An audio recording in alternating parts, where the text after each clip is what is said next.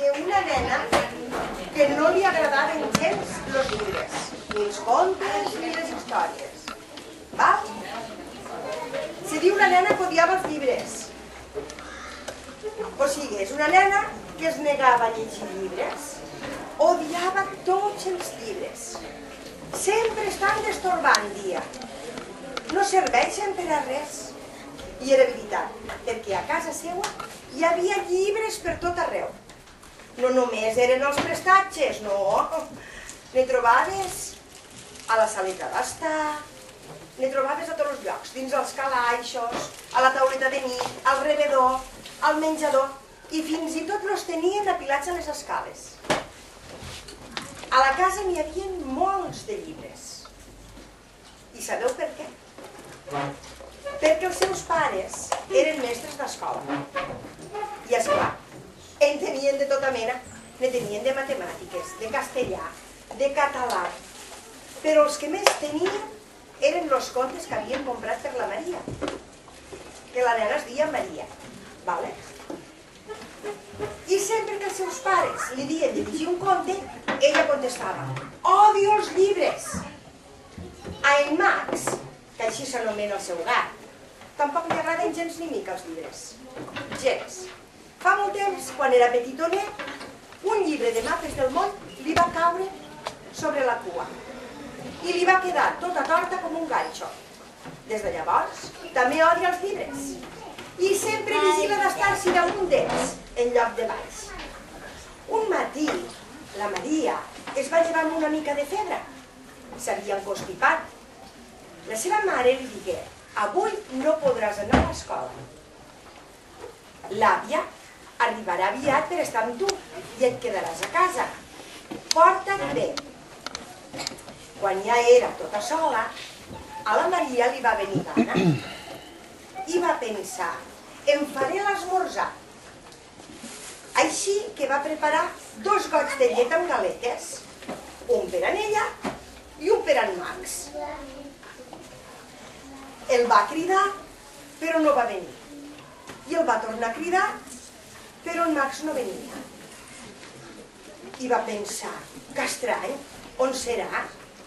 De sobte va sentir miau! Molt fort i molt esgarrifós. Un miau molt esgarrifós. I va córrer cap al menjador. En Max estava enfilat a la pila més alta de llibres de tota la casa i no podia baixar. Eren tots els llibres que li havien comprat els seus pares per ella des que era petita i no havia llegit mai. Eren tot llibres de contes. Jo et salvaré, li va dir el gat. Jo et salvaré. Primer va pujar per damunt d'uns àlbums molt gruixuts i lluents. Eren molt bonics aquests àlbums. I era molt fàcil perquè semblava una escala.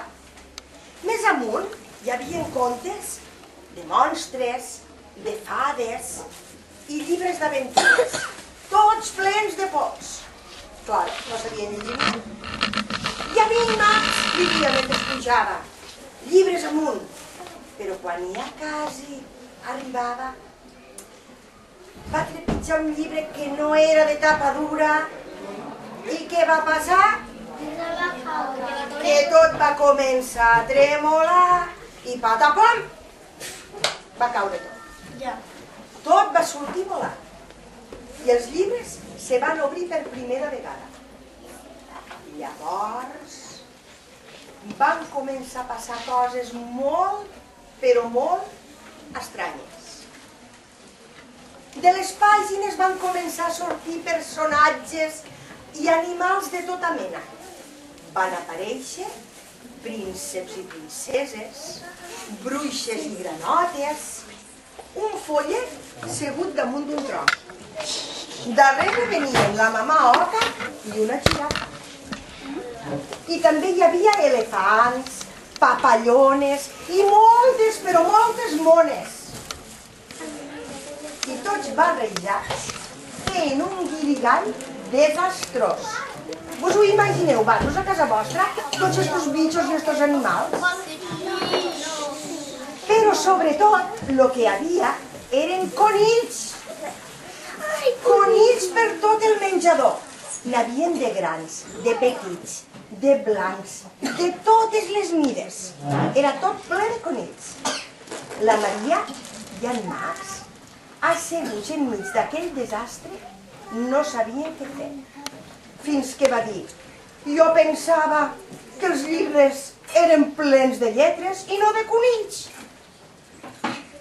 Tot era dalt a baix. L'elefant feia equilibri damunt d'una tauleta i malabarismes amb els plats de la mare. Les mones duien les quartines com si fossin capes.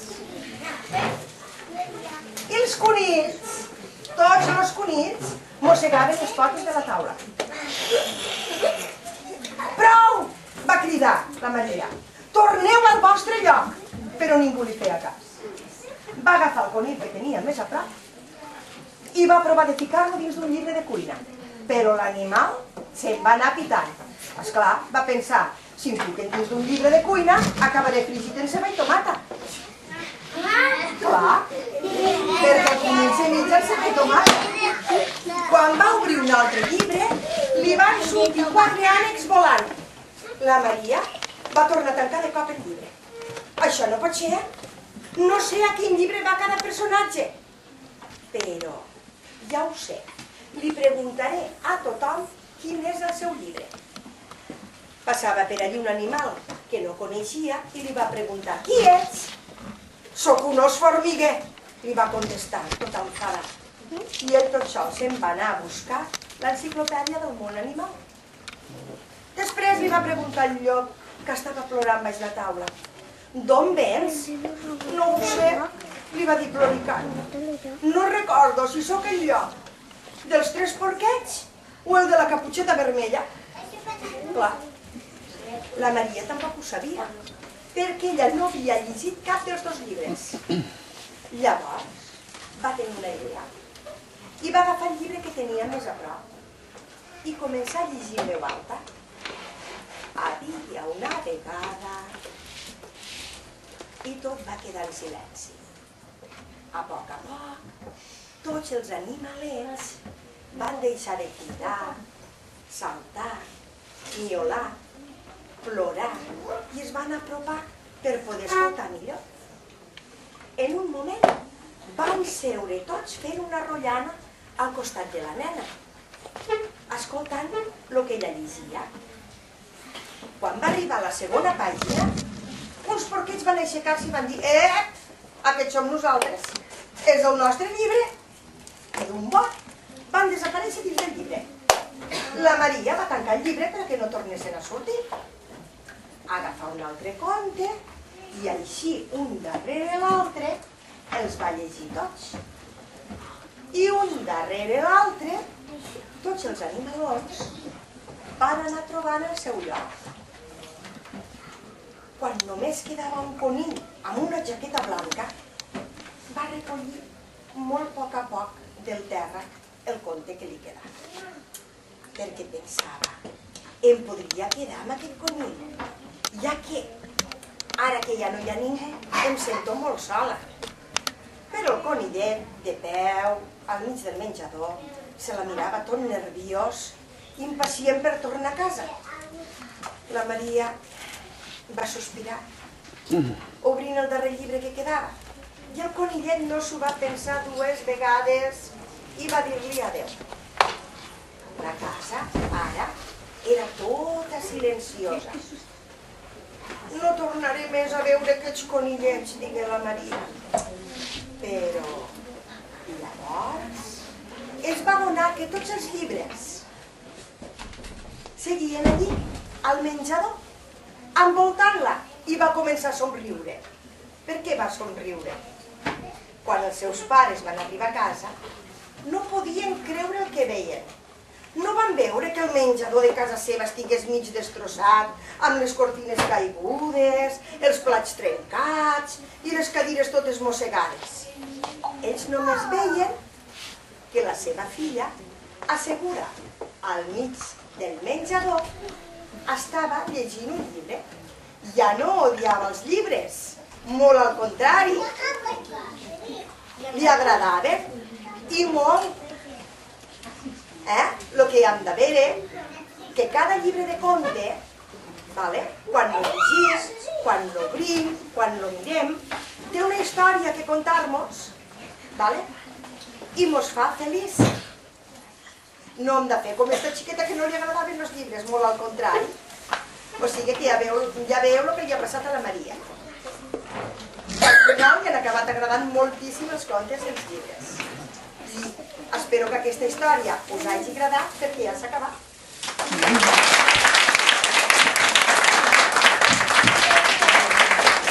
A veure, vull dir-vos que este contacontes és l'últim d'este curs, perquè el mes que ve per la tarda ja no hi ha col·le.